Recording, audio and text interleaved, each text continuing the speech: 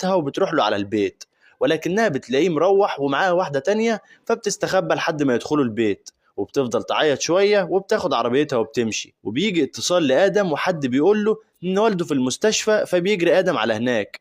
وبعد ما بيشوفه وبيكون آدم نازل من المستشفى، إيما بتتصل بيه وبتقول له انت وحشتني، فبيرد عليها ويقول لها طالما وحشتك خلاص خلينا اشوفك. وفعلا بيخرج من المستشفى بيلاقي إيما موجودة في وشه على طول، واللي لما بتشوفه بتعتذر له عن كل اللي عملته، وبتكمل وتقول له انا كنت خايفة احبك وفجأة ما نكملش، وان الحب مؤلم ولكن فعلا انا بحبك. فبيرد عليها آدم ويقول لها ما قلتلك من زمان. وبيرجعوا لبعض للمرة الثالثة، ولكن المرة دي علاقة عادية جدا بدون أي شروط. بس كده، ده كان ملخص فيلمنا النهاردة. ما تنساش تقول لي رأيك في الكومنتات، وتعمل لايك وشير وسبسكرايب، واستنى الملخص الجاي. سلام.